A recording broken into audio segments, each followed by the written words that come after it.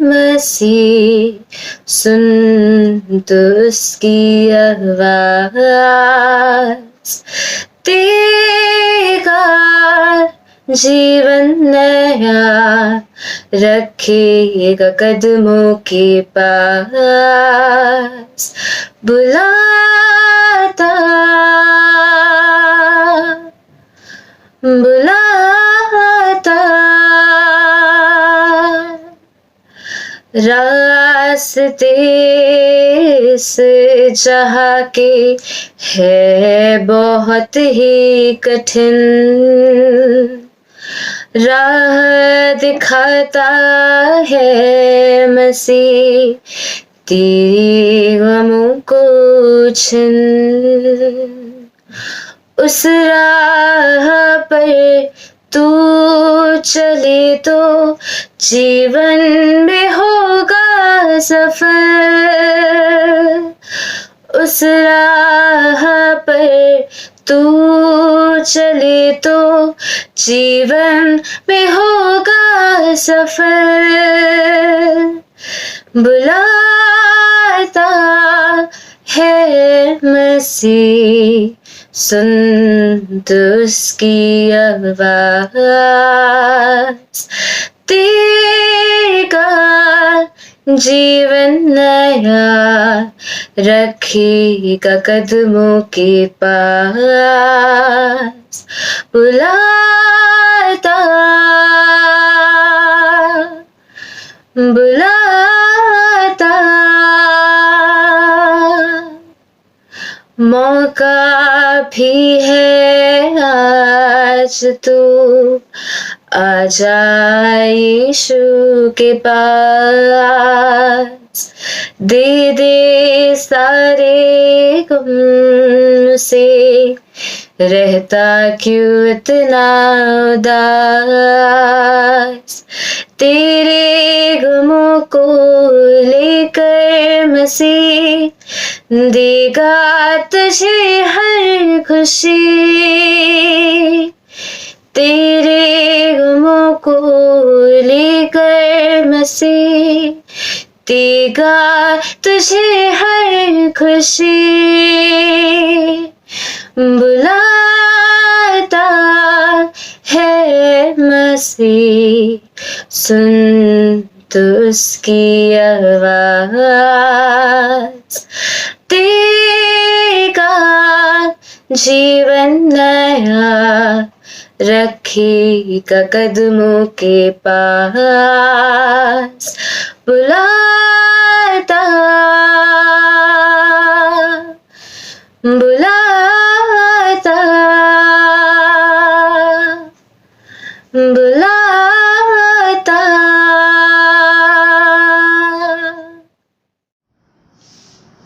Dear friends, we are grateful to the Lord for our area Bible study, and in this series we are continuing now the study of the book of Daniel. Thus far I have been told that you have studied first and second chapter, and today we'll study the third chapter, and if all goes well we'll complete, otherwise we'll keep it for next study. And decided that we'll have this study twice a month, that is on second Sunday and fourth Sunday. So you can listen to this Bible study, and wherever you are, you can sit down and study with us. And the timing will be every Sunday at about 7:30. We'll start the study, and we shall go up to 8:30 or 8:45. And I hope that this study will definitely bless your life. You will be blessed by this study, and God is going to bless all of us. I know that in the previous two chapters you have studied about how the Babylonian emperor Nebuchadnezzar invaded Jerusalem, and he took a lot of people into captivity. We have in the first chapter of Daniel about the choosing of these four people, rather four people, that is Shadrach, Meshach, Abednego and of course Daniel. हम लोग प्रिय भाई बहन इस Bible study को आरंभ कर रहे हैं और हम लोग ने अभी तक पहले और दूसरे अध्याय का अध्ययन करा है। दानियल के पहले दूसरे अध्याय को हमने देखा है और आज हम तीसरे अध्याय को देखेंगे। मेरी आशा है कि इस स्टडी से आपको आशीष मिलेगी। अभी तक हम घर में जमा होते थे, पर अब ऐसा मौका नहीं हमारे लिए कि हम घरों में जमा हो, तो हम अपने अपने घरों में रहेंगे और इस स्टडी को हम करेंगे। और हमने ये सोचा है कि इस स्टडी को हम महीने में 2 बार करेंगे और आप सब इसमें शामिल हो सकते हैं। और वो 2 दिन है, रविवार के दिन दूसरे और चौथे रविवार को। समय होगा शाम को 7:30 बजे से। तो आइए हम प्रार्थना करें इसके पहले कि इस अध्ययन को हम आरंभ करें। धन्यवाद, स्तुति और महिमा के योग्य पिता परमेश्वर, हम धन्यवाद देते प्रभु आपके पवित्र वचन के लिए जो आज हमारे सामने पढ़ा गया। और प्रभु जिसके द्वारा आज हम अध्ययन करना चाहते हैं, हम चाहते प्रभु कि आप अपने वचन के द्वारा हमसे बातचीत करें ताकि आपके वचन के गहरे भेदों को समझे प्रभु, और अपने जीवनों को प्रभु उसके अनुसार जांचें और आपके सामने अपने आप को अर्पण कर सकें। अभी तक जो भी हमने पढ़ा, जो भी हमने देखा, हम चाहते प्रभु कि वो सारी बातें हमारे हृदय के अंदर प्रभु याद हमें आप दिलाएं और वो सारी बातें हमारे हृदय के अंदर प्रभु घर कर जाए, ताकि आपके वचन के इन गहरी भेदों को प्रभु हम समझ सकें और अपने जीवन को आपके अनुसार चला सकें। हर एक सुनने वालों के लिए प्रार्थना करते हैं, हर एक अध्ययन करने वालों के लिए प्रार्थना करते हैं प्रभु, हर एक पर आपके आशीष हो। हमारे उद्धारकर्ता प्रभु यीशु मसीह के पवित्र नाम से मांगते हैं, आमीन। इसके पहले कि हम इस तीसरा अध्याय को देखें, हम थोड़ा सा दोहराने के लिए पहले अध्याय की बातों को थोड़ा देखेंगे। और पहले अध्याय के अंदर जो बातें लिखी है बस सरसरी निगाहों से, will not go in depth but just to remind you. Daniel 1 chapter 1, यहूदा के राजा यहोयाकीम के राज्य के 3रे वर्ष में बेबीलोन के राजा नबूकदनेस्सर ने यरूशलेम पर चढ़ाई करके उसे घेर लिया। तब परमेश्वर ने यहूदा के राजा यहोयाकीम को परमेश्वर के भवन के कई पात्रों सहित उसके हाथों में कर दिया, और उसने उन पात्रों को शिनार देश में अपने देवता के मंदिर में ले जाकर अपने देवता के भंडार में रख दिया। तब उस राजा ने अपने खोजों के प्रधान अश्वनज को आज्ञा दी कि इस्राएली राजपुत्रों और प्रतिष्ठित पुरुषों में से ऐसे कई जवानों को ला जो निर्दोष, सुंदर और सब प्रकार की बुद्धि में प्रवीण और ज्ञान में निपुण और विद्वान और राज मंदिर में हाजिर रहने के योग्य हों, और उन्हें कसदियों के शास्त्र और भाषा की शिक्षा दी जाए। Now here we read that how Emperor Nebuchadnezzar, he gave order after he has seized and taken into the captive some of the nobles or wise people from Judah to his capital in Babylon. And we read about this here, chapter 1. This is just to remind us, and our study today will be on 3rd chapter. And the Lord gave Jehoiakim king of Judah into his hand with some of the vessels of the house of God, and he brought them to the land of Shinar, to the house of his God, and placed the vessel in the treasury of his God. Then the king commanded Ashpenaz, his chief eunuch, to bring some of the people of Israel, both of the royal family and of the nobility, youths without blemish, of good appearance, and skillful in all wisdom, endowed with knowledge, understanding, learning, and competent, to stand in the king's palace, and to teach them to the literature and language of the Chaldeans. Now we read about this, and we know that these people are chosen, among whom we read that even Daniel was one of them, and then Shadrach, Meshach, Abednego. So this is what we read in chapter 1, And then we come to chapter 2, where we see that Nebuchadnezzar had a dream. हम दूसरे अध्याय में पढ़ते हैं कि नबूकदनेस्सर जो सम्राट था, जो एम्परर था, उसने एक स्वप्न देखा और उसका अर्थ दानियेल ने बता दिया। और इस प्रकार से अब हम तीसरे अध्याय में आते हैं। लेकिन इसके पहले कि हम तीसरे अध्याय को शुरू करें, कुछ बातों को मैं बताना चाहूँगा आपके पास, आपके लिए, हमारे इंफॉर्मेशन के लिए, कि जो नबूकदनेस्सर राजा था, उसकी जो अवधि है राज करने की, वह है 605 से 562 BC। 605 से 562 BC। The time of Nebuchadnezzar emperor was 605 to 526 BC। इसको हम याद रखें। और इसके बारे में और उसके दर्शन के बारे में, जो उसने देखा या जो स्वप्न देखा, उसका वर्णन किया गया है दानियेल की पुस्तक के दूसरे अध्याय के पहले पद से 49 पद तक। यहाँ पर परमेश्वर ने दानियेल से बातचीत करी और परमेश्वर ने दानियेल को बुद्धि और ज्ञान से परिपूर्ण करा और दानियेल ने स्वप्न का अर्थ बताया और उसका वर्णन यहाँ पर किया गया है। राजा के स्वप्न का वर्णन दूसरा अध्याय के 1 से 6 पद में करा गया है और यहाँ पर हम उसको पढ़ सकते हैं। हमने इसको देखा पिछले अध्ययन में। हम जानते हैं कि जो राजा नबूकदनेस्सर था, उसके पिता का नाम था नबोपोलासर, जिसने अपने राज्य की नींव बेबीलोन में डाली। और ये लोग कसदी लोग थे।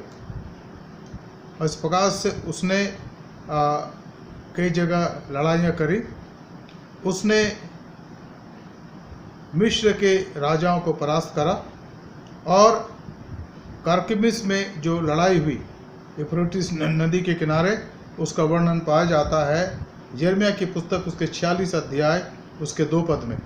यिर्मयाह उसके 46 अध्याय के 2 पद में पाया जाता है किस प्रकार से इसके पिता ने कारकेमिस की लड़ाई में मिस्रियों को हराया और उसने अपने राज्य को स्थापित करा।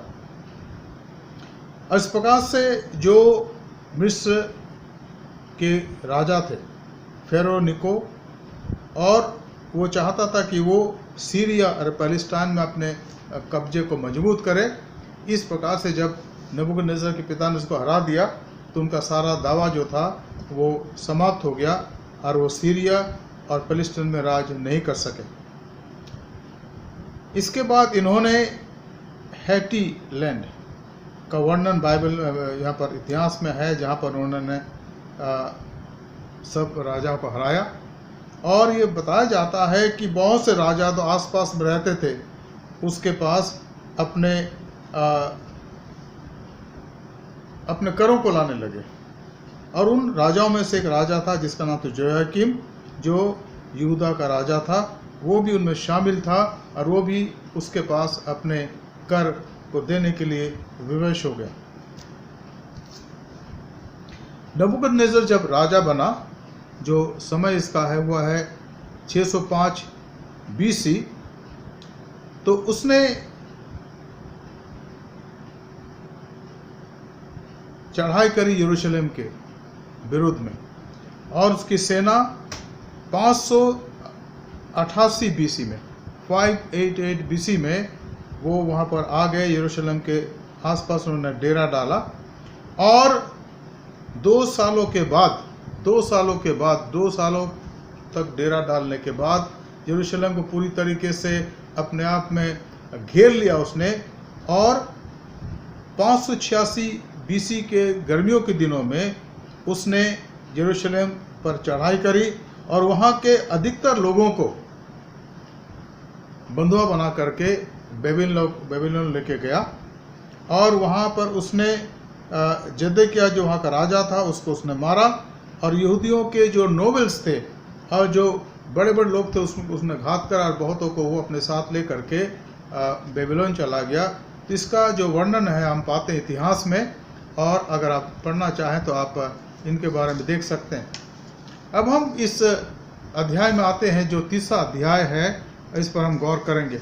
लेकिन उसके पहले हम तीसरे अध्याय में है, हम दूसरे अध्याय के कुछ बातों को देखेंगे जो हमारे लिए जानना जरूरी है। मैं सोचता हूँ कि जब आपने दूसरे अध्याय का अध्ययन करा तो आपको इसके बारे में बताया गया।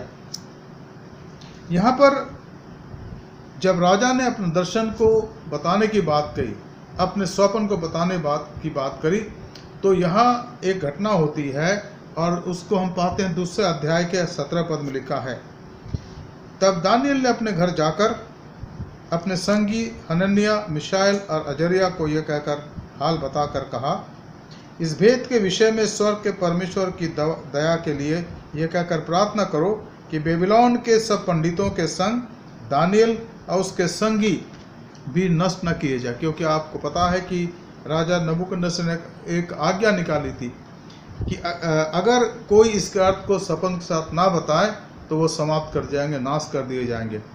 और इस बात को हम इस दूसरे अध्याय के अंदर पाते हैं, जहाँ लिखा है, देखिए यहाँ पर लिखा है, हम इसको पढ़ें। यहाँ पर दूसरा अध्याय का अगर आप देखें 5वें पद को देखें तो वहाँ लिखा है, राजा ने कसदियों को उत्तर दिया, मैं यह आज्ञा दे चुका हूँ कि यदि तुम फल समेत स्वप्न को ना बताओगे तो तुम टुकड़े टुकड़े किए जाओगे और तुम्हारा घर फूंकवा दिया जाएगा। तो ये राजा की आज्ञा थी कि उसके देश के अंदर जितने तांत्रिक थे, जितने टोना करने वाले थे, जितना भविष्य बताने वाले थे, या जो विद्वान लोग थे, उनके लिए राजा ने एक आज्ञा निकाली कि मेरा स्वप्न और उसका अर्थ मुझे बताया जाए।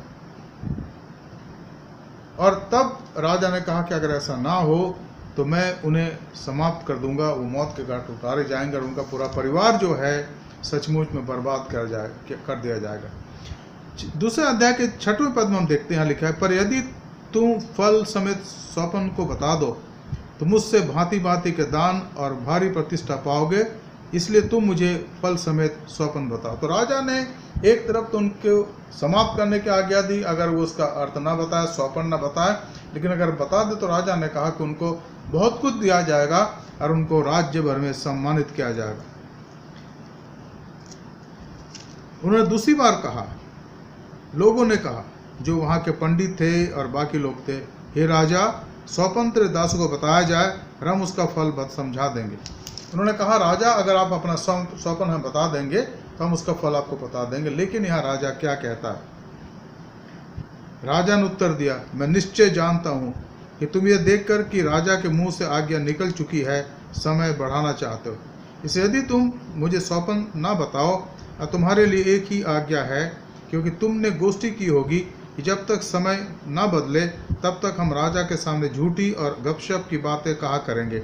इसलिए तुम मुझे स्वप्न बताओ, तब मैं जानूंगा कि तुम उसका फल भी समझा सकते हो। तो राजा ने कहा, ठीक है, आप उसका अर्थ नहीं बता सकते अलग बात है, लेकिन स्वप्न बता दो मुझे, तो मैं समझूंगा कि तुम उसका अर्थ मुझे बता सकते हो। तब ये लोग परेशान हो गए, ये दुविधा में पड़ गए। 10 पद में लिखा है, कसदियों ने राजा से कहा, पृथ्वी भर में कोई ऐसा मनुष्य नहीं जो राजा के मन की बात बता सके, ना कोई राजा ऐसा राजा या प्रधान या हाकिम कभी हुआ है जिसने किसी ज्योतिषी या तांत्री या कसदी से ऐसी बात पूछी हो। जो बात राजा पूछता है वह अनोखी है और देवताओं को छोड़कर जिसका निवास मनुष्य के संग नहीं है, कोई दूसरा मनुष्य नहीं जो राजा को ये बता सके। तब यहाँ लिखा है कि राजा झुंझला कर और बहुत ही क्रोधित होकर बोला कि बेबीलोन के सब पंडितों का नाश करने की आज्ञा दे दी। उसने कहा जितने पंडित उनको मार दिया जाए। और अब यहाँ पर एक ऐसी बात होती है जो हमारे लिए बहुत बड़ी बात है। अतः 13 पद दूसरा अध्याय, अतः यह आज्ञा निकली और पंडित लोगों का घात होने पर था और लोग दानियल और उसके संगियों को ढूंढ रहे थे कि वे भी घात किए जाएं।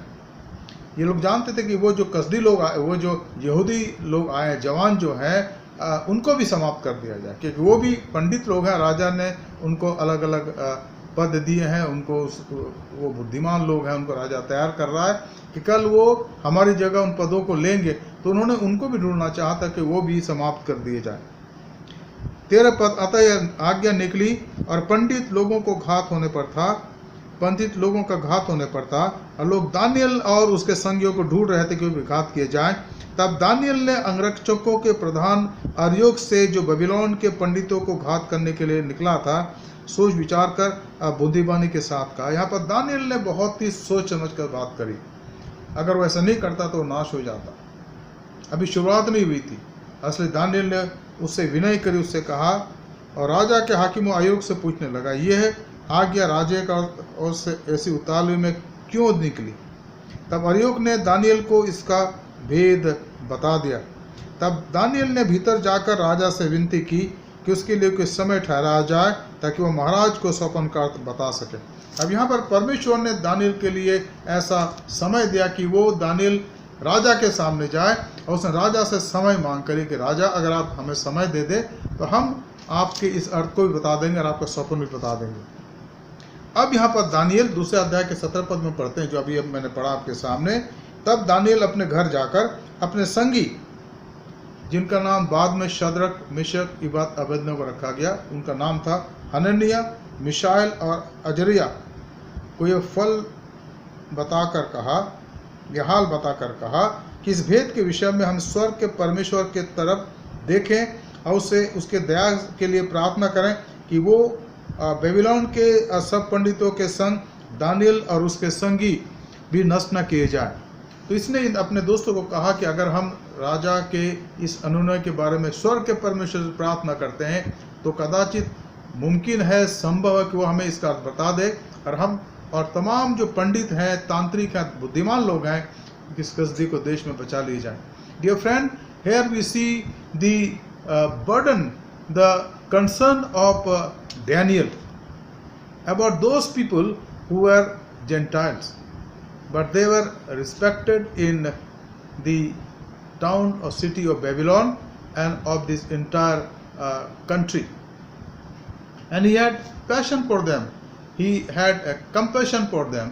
Why should they be perished? Because they are innocent. They do not know the meaning. So he said to his friends, we read their names, Hananiah, Mishael and Azariah.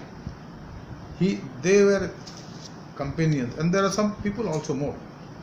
And he said to them, let us pray to the God of our father Abraham, Isaac and Jacob.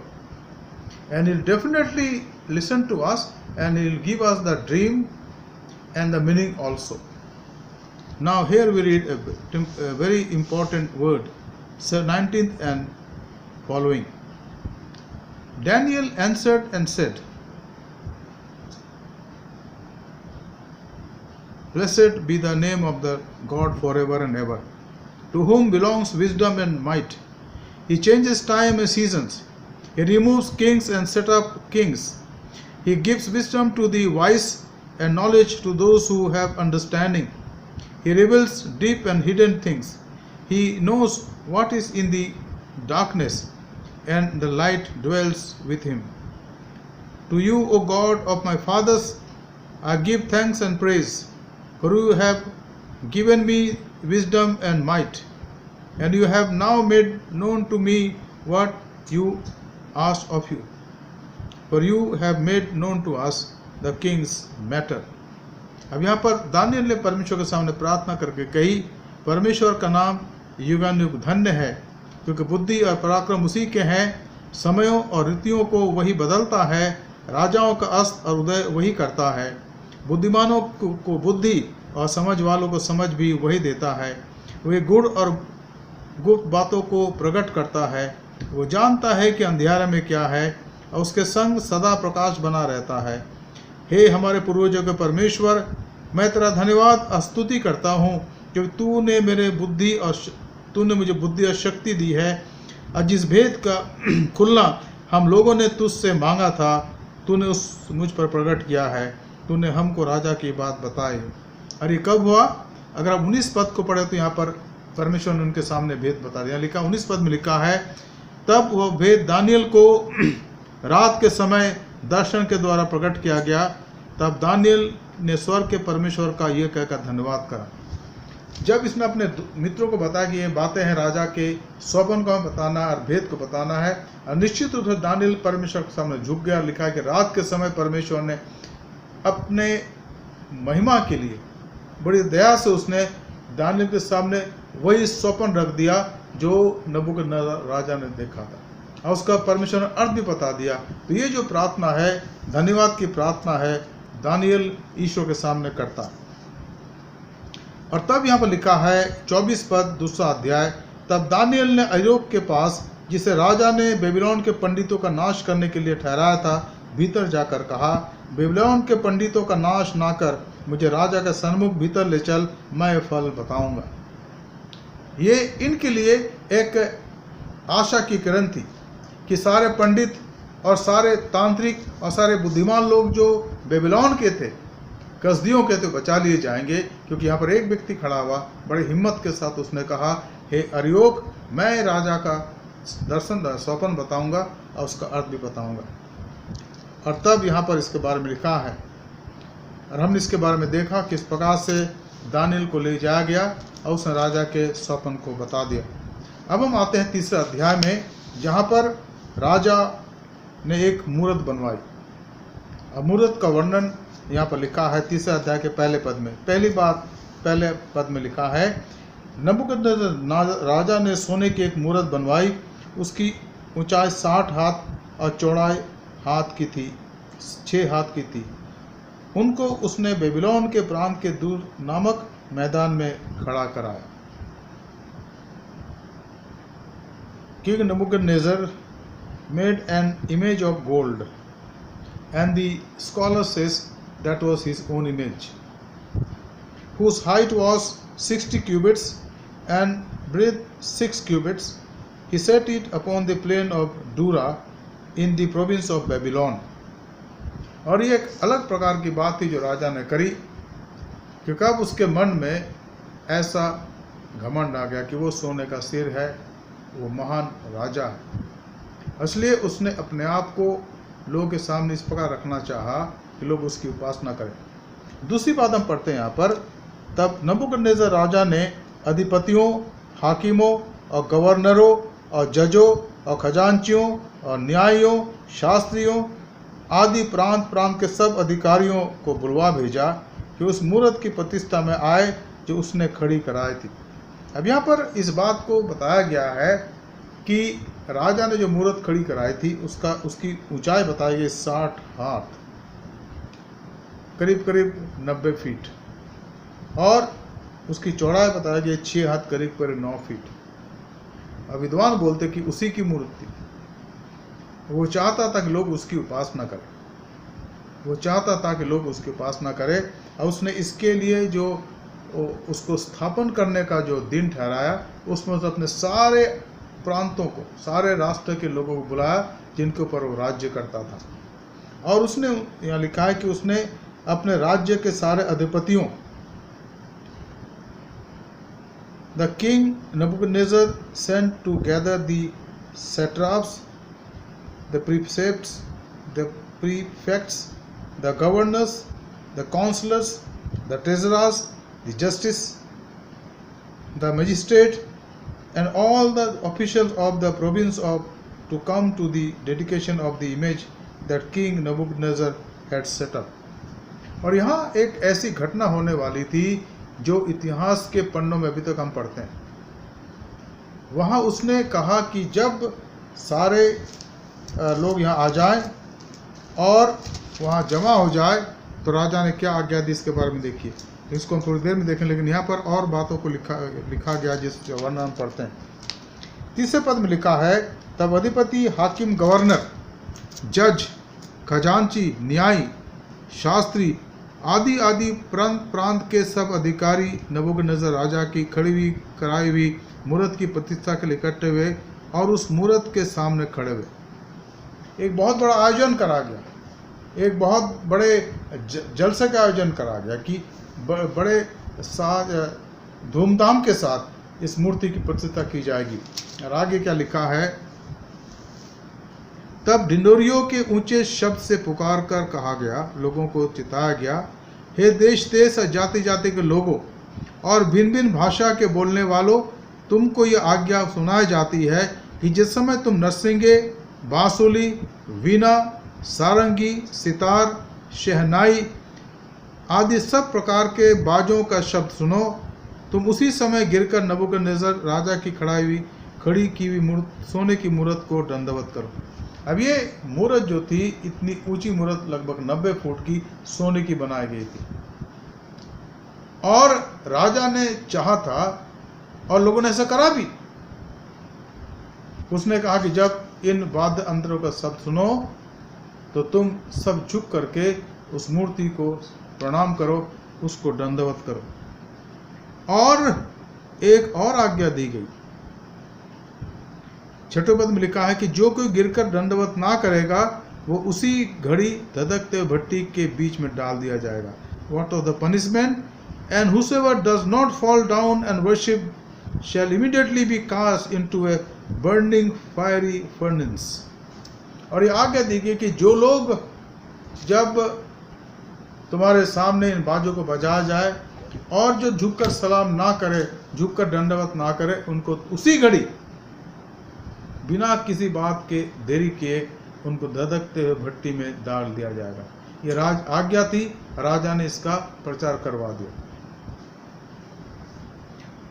7 पद में लिखा है, उस कारण उस समय ज्यों ही सब जाति के लोगों को नरसिंगे, बांसुली, वीणा, सारंगी, सितार, शहनाई आदि सब प्रकार के बाजों का शब्द सुना पड़ा, त्यों ही देश देश के और जाति जाति के लोगों और भिन्न भिन्न भाषा बोलने वालों ने गिरकर उस सोने की मूर्त को जो नबूकदनेस्सर राजा ने खड़ी कराई थी दंडवत की। सब ने दंडवत कर। कोई वहां पर थोड़े से लोग थे जो पीछे खड़े थे, उसके बारे में हम देखेंगे। सब ने दंडवत कर, लेकिन कुछ लोगों ने दंडवत नहीं करा। अब उसकी कहानी हम आगे पढ़ते हैं। तीसरी बात यहाँ देखते हैं हम, the third thing that we see. उसी समय कई एक कसदी पुरुष राजा के पास आए और कपट से यहूदियों की चुगली खाई।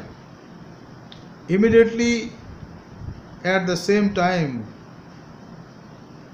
some of these people who were of that kingdom and living in Babylon, they hurriedly came to King Nebuchadnezzar and they said, what they said, क्या बोला? 9 पद में लिखा है, वे राजा नबूकदनेस्सर से कहने लगे, हे राजा तू चिरंजीवी रहे। हे राजा तूने तो ये आज्ञा दी है कि जो मनुष्य नरसिंगे, बांसुली, वीणा, सारंगी, सितार, शहनाई आदि सब प्रकार के बाजों का शब्द सुने तो वो गिरकर उसी सोने की मूर्त को दंडवत करे, और जो कोई गिरकर दंडवत ना करे वो धधकते हुए भट्टी के बीच में डाल दिया जाए। उन्होंने राजा को याद दिलाया कि राजा आपने आज्ञा दी है और हम आपसे कुछ करने आए यहाँ पर। और क्या उन्होंने कहा? 12 पद, देख शद्रक, मेशक और अबेदनगो नामक कुछ यहूदी पुरुष हैं जिन्हें तूने बेबीलोन के प्रांत के कार्य के ऊपर नियुक्त किया है। उन पुरुषों ने हे राजा तेरी आज्ञा की कुछ चिंता नहीं की है, पर वे तेरे देवता की उपासना नहीं करते, और जो सोने की मूर्त तूने खड़ी कराई है उसको दंडवत नहीं करते। अब अलग अलग प्रकार से लोग कहते हैं, कुछ लोग ये कहते हैं कि उसी की मूर्त थी, कुछ कहते हैं कि वो जो देवी देवता की उपासना करते थे उनमें से एक देवता का की मूर्त थी। क्या जो भी हो, फिलहाल इन लोगों ने कहा जो ईश्वर के सेवक थे, दास थे, क्या कहा इन्होंने, क्योंकि उनकी चुगली खाई गई कि राजा उन्होंने दंडवत नहीं करा, अब आपको न्याय करना है, आपको उनको सजा देना है। क्योंकि ये जानते थे कि ये लोग यहूदी लोग हैं और ये बंधुआई में आए लोग हैं, और निश्चित रूप से अभी तक इन्होंने पहचान लिया था कि इनके बीच के अंदर इनके जीवन में कुछ खास बातें हैं, तभी राजा ने उनको बहुत ऊंचा ओहदा दिया है। चौथी बात, तब राजा ने नबूकदनेस्सर ने रोष और जलजलाहट में आकर आज्ञा दी कि शद्रक, मेशक और अबेदनगो को लाओ। तो वे पुरुष राजा के सामने हाजिर किए गए। वो दूर कहीं बैठे होंगे या खड़े होंगे। राजा ने कहा उनको मेरे पास ले आओ, और जब उनको लाया गया तो उनको राजा के सामने खड़ा करा गया। राजा पहले से बहुत ज़्यादा झुंझलाए हुए थे और वो गुस्से से तमतमा रहे थे। King Nebuchadnezzar was already angry and he stared at them with anger, with angry eyes.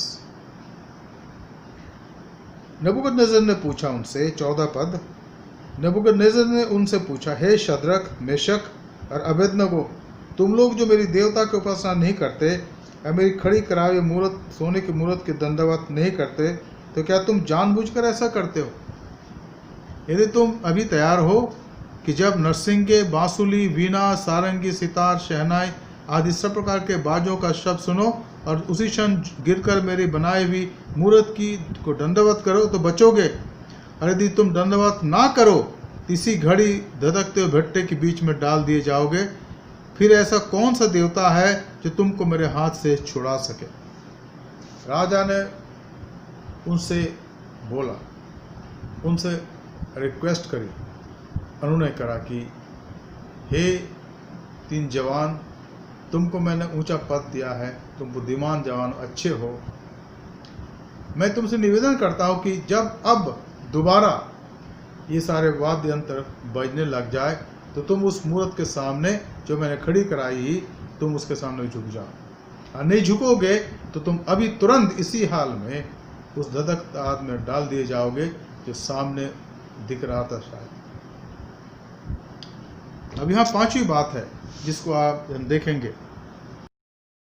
अब यहाँ पर लिखा है 16 पद के अंदर 5वीं बात, शद्रक, मेशक और अबेदनगो ने राजा से कहा, हे नबूकदनेस्सर, इस विषय में तुझे उत्तर देने का हमें कुछ प्रयोजन नहीं जान पड़ता। आप सोच सकते हैं इन तीनों जवानों की हिम्मत। सारे लोग वहाँ खड़े हैं और पूरे साम्राज्य के अधिकारी वहाँ खड़े हैं और राजा वहाँ बैठे हुए हैं, अपने गद्दी पर विराजमान है। और उनके सामने क्या कहते हैं, हे राजा, हमें ये महसूस हो रहा है कि हमें इसके बारे में तुझे किसी बात का उत्तर देने की जरूरत नहीं है। क्यों नहीं है? उन्होंने कारण बताया। हमारा परमेश्वर 17 पद में लिखा, हमारा परमेश्वर जिसकी हम उपासना करते हैं वो हमको उस धधकते हुए भट्टी की आग से बचाने की शक्ति रखता है। वरन हे राजा, हम तेरे हाथ में भी वो हमें तेरे हाथ से भी छुड़ा सकता है। परंतु यदि नहीं तो हे राजा, तुझे मालूम हो कि हम लोग तेरे देवता की उपासना ना करेंगे और न तेरी खड़ी कराई मूर्त, सोने की मूर्त को दंडवत करेंगे। मित्रों, एक ऐसी बात है जिसको हमें समझने की आवश्यकता है। मैं सोचता हूँ कि इनके जीवन के अंदर बहुत सी अच्छाई आती है, लेकिन 3 बातें जो मैं महसूस करता हूँ, शद्रक, मेशक, अबेदनगो में 3 बात। पहली बात, उनकी आस्था उनके परमेश्वर में, जो एलोहिम परमेश्वर है, यहोवे है, बिल्कुल पुख्ता था। वो जानते थे कि ये परमेश्वर, इसने अब्राहम को बुलाया, उसने अब्राहम के द्वारा हमें इस संसार में भेजा, हम उसके वंशज हैं। अब्राहम, इसहाक और याकूब, परमेश्वर की पहचान इसी नाम से होती थी। और फिर उसने मूसा के द्वारा हमें मिस्र की गुलामी से छुड़ाया और उसने बड़े बड़े काम किए। उसने लाल समुद्र को 2 भाग में बांट दिया। उसने 40 साल तक इस्राएल जातियों को, जो उसके पूर्वज लोग थे, उनको मन्ना खिलाया। तो अब हम इस छोटे से प्रश्न का उत्तर राजा को क्यों देकर उसको उलझा दे कि राजा, हम दंडवत करना चाहते हैं, आप हमें छोड़ दें। उनका विश्वास परमेश्वर में मजबूत था, पुख्ता था। पहली बात। दूसरी बात, वो लोग अपने परमेश्वर की उपासना निरंतर करते थे, इस देश के अंदर भी, बेबीलोन के अंदर भी। और इसको उन लोगों ने देखा था जो वहाँ बेबीलोन में रहते थे। राज अध्यक्षों ने देखा था, बाकी मंत्रियों ने देखा था। इस बात को ऑब्जर्व करते थे कि ये तीनों जन कभी भी उन बातों की चर्चा नहीं करते थे जो उनके देवताओं के बारे में, पर वो जीवित ईश्वर की बात करते थे। तो वो उपासक लोग थे जीवित परमेश्वर के। ये दूसरी बात है। और जब हम उसकी आराधना करते हैं मित्रों, तो हमारे हृदय के अंदर वो ताकत या सामर्थ्य प्रदान करता है कि हम कॉम्प्रोमाइज ना करें, हम समझौता ना करें। और तीसरी बात, वो किसी प्रकार से मूर्ति पूजा नहीं करना चाहते थे, क्योंकि जानते थे कि मूसा को दी गई और मूसा के द्वारा इस्राएल को दी गई 10 आज्ञाओं में जो 4 प्रथम आज्ञा है, वो उनके विश्वास योग्यता को ईश्वर के लिए सुरक्षित रखते हैं। सुने इस्राएल, मैं तेरा परमेश्वर हूँ, तू मुझे छोड़ किसी और को ईश्वर करके ना मानना, ना मेरे लिए कोई मूर्त बनाना। इस बात को जानते थे कि ये एक मूर्त की उपासना करनी होगी, हम इसके सामने झुक जाएं। तो उन्होंने, अरे तीसरी बात थी, तो उन्होंने कहा राजा से कि राजा, हम किसी प्रकार से, by any means, O king, will not adore this image or this image of your God that you have erected here in this great and big ground. Because the God we worship, He can save us from this fire event And if not king, we want to let you know, if he's not going to save us also, but because of our practice, because of our faith, and because we have not compromised even today, till today, will not compromise even now also. Friend, I think we need to little bit take a break here and think about our own lives. There are times in our lives when this type of situation comes. May not be of this type of dangerous situation, but at least some type. But can we stand as Shadrach, Meshach, Abednego stood? Can we say to the Lord in front of the people who are forcing us to do or compromise as they want to do, that my faith is in the living God, in the living God. And we know the command, we know the commandment of God, so we will not compromise. And the most important thing, that we will not worship any idol. Now, what is the idol for us today? हमारे लिए मूर्ति क्या है?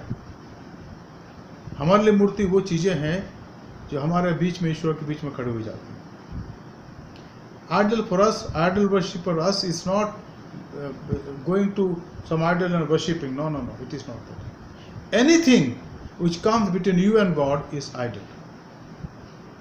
Maybe our property, maybe our fame, maybe our education, maybe or anything that stops us from worshipping God with all humility and nothingness, emptiness, is idol worship. और हम अपने जीवन में इस बात पर गौर करने की आवश्यकता है कि हमारे और ईश्वर की भक्ति के बीच में कोई चीज़ तो नहीं है.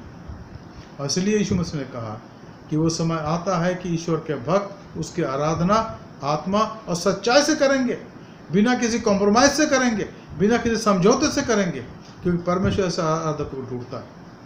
और उस आराधना का प्रतिफल क्या होता है कि हमारे दिल के अंदर एक पैशन की जागृति होती है, एक बोझ की जागृति होती है, जो भूखे हैं, प्यासे हैं, विधवा हैं, अनाथ हैं और आवश्यकता में है. याकूब 1:27 बार मैं कहता हूँ.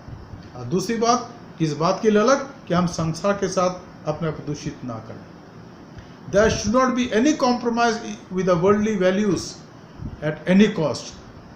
And the true worship makes us and give us strength to stand for these two things. To help the needy people with all the little we have, and not to compromise with the world and worldliness, so that our life remains a channel of charity and a life of holiness, detachment. तो यहाँ पर उन्होंने कहा, Shadrach, Meshach, Abednego ने राजा से कहा, हे नबूकदनेस्सर, इस विषय में तुझे उत्तर देने का हमें कोई प्रयोजन नहीं. जान पड़ता हमारा परमेश्वर जिसके हम उपासना करते हैं, वो हमको इस धधकते भट्टी से और आग से बचाने की शक्ति रखता है. वरन हे राजा, वो हमें तेरे हाथ से भी छुड़ा सकता है. परंतु यदि नहीं, इफ नॉट, परंतु यदि नहीं, that is the true faith in God. Sometime, and in the Bible time also, in the church history also, many saints were killed. They were given capital punishment, and they had to give their life for the Lord, but they did not leave Jesus. यहीं पर ये बात है कि राजा, अगर हमें अपने विश्वास की वजह से अपने प्राण की आहुति देना पड़े तो हम जल जाएंगे राजा, लेकिन हम कभी भी तेरे उस मूर्त के सामने झुकेंगे नहीं. And I think we as a Christian, we as a member of Apostolic Methodist Church, we need to rise up to that standard of faith where we will not compromise. And my friend, I tell you, the hard days are coming in our country. हमारे देश में बहुत कठिन दिन आ रहे हैं जब हमारे विश्वास की परख की जाएगी. हमें उस समय प्रभु के सामने विश्वास योग्य रहना है और उसकी आराधना आत्म सच्चाई से करने की आवश्यकता है.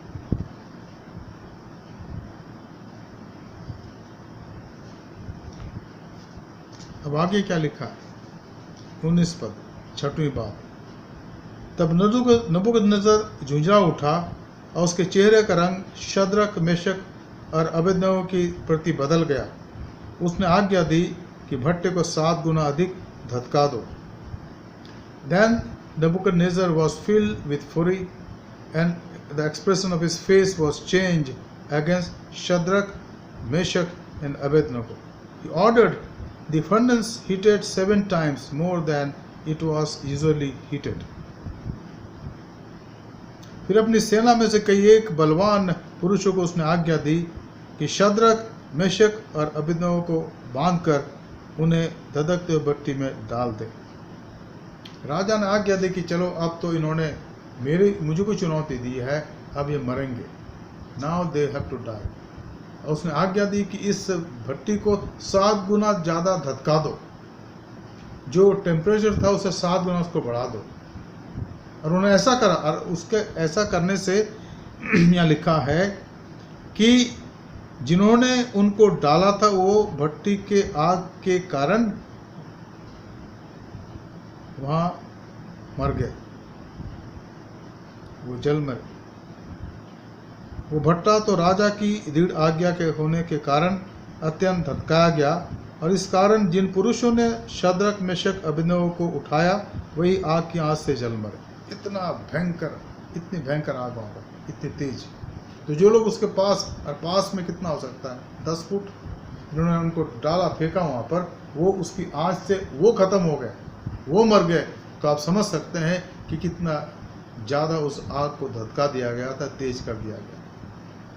शैतान परमेश्वर के लोगों को किसी प्रकार से बर्बाद करना चाहता है, आज भी चाहता है, और वो उन बातों को उनके सामने ऐसे भयंकर रूप से लाता है कि वो तुरंत समाप्त हो जाए। लेकिन उनके साथ परमेश्वर है, परमेश्वर उनको बचा लेता है, बचाने की शक्ति, सामर्थ्य परमेश्वर रखता है। और ये बात उन्होंने कही राजा से कि राजा, जिस ईश्वर की उपासना हम करते हैं वो हमें उस आग से बचा सकता है, लेकिन अगर ना बचाए तब भी हम तेरे इस मूर्ति की उपासना नहीं करेंगे। और मैं सोचता हूँ इस बात को हमें समझने और जानने की आवश्यकता है। हमारे विश्वास की पराकाष्ठा वहाँ तक आती है जहाँ तक प्रभु हमें लाता है, जहाँ तक हम सह सकते हैं। और वो जानता था कि तीनों जवान और दानियल भी, उनका विश्वास मुझ पर इतना मजबूत है कि वो कुछ भी हो जाए मुझे नहीं छोड़ेंगे। क्या परमेश्वर आज हमारे लिए कह सकता है? कैपिटल मेथोडिस्ट कलीसिया के लोगों का विश्वास इतना मजबूत है कि चाहे कोई भी परेशानी आए वो मुझे नहीं छोड़ेंगे। Can God testify about us that my people who are member of Capital Methodist Church, English, Hindi and Nepali, even if some temptation comes against them, or very heavy temptation or thing that can destroy their life comes near to us, can he say that I depend upon my believers, my disciples, that they will not deny me? And I think we need to understand that. हमें उस स्तर तक ऊपर उठने की आवश्यकता है मित्रों, और वहाँ पर केवल आपके विश्वास की आवश्यकता है। Only your faith will work there. Faith in God can move the mighty mountains, and faith in God can keep you standing even in the face of those type of temptation where your life is on risk. But if you trust God, He will always protect you. The promises of God. 7वीं बात, तब राजा नबूकदनेस्सर, जब उन्होंने उनको फेंक दिया, लिखा है 22 और 23 पद में लिखा है, 21 पद हम देखेंगे। तब वे पुरुष अपने मोजों, अंगरखों, बागों और अन्य वस्तुओं सहित बांधकर वो धधकते हुए भट्टी में डाल दिए गए। वो भट्टा तो राजा की आज्ञा के अनुसार अत्यंत धधका गया था। इस कारण जिन पुरुषों ने शद्रक, मेशक, अबेदनगो को उठाया वही आँच से जल मरे। और उसी धधकते हुए भट्टे में बीच में 3 पुरुष शद्रक, मेशक, अबेदनगो को बंधे हुए फेंक दिए गए, उनको फेंक दिया गया। और अब जो घटना होती है ये 7वीं बात है। तब राजा नबूकदनेस्सर अचंभित हुआ और घबरा कर उठ खड़ा हुआ और अपने मंत्रियों से पूछने लगा कि हमने उस आग के बीच में 3 पुरुषों को ही नहीं बांधे हुए डाला, हमने 3 डाले थे ना, लेकिन यहाँ लिखा है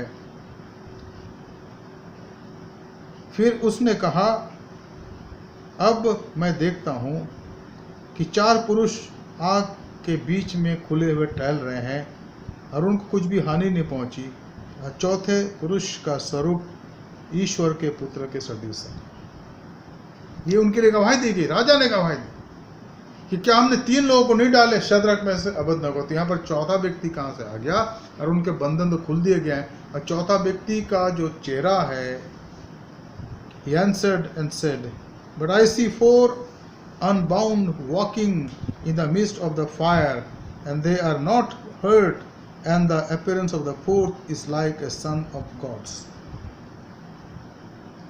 परमेश्वर ने भेज दिया अपने पुत्र को, and I think that is the pre-appearance of Jesus Christ. Go and save them. उनको बचा लो।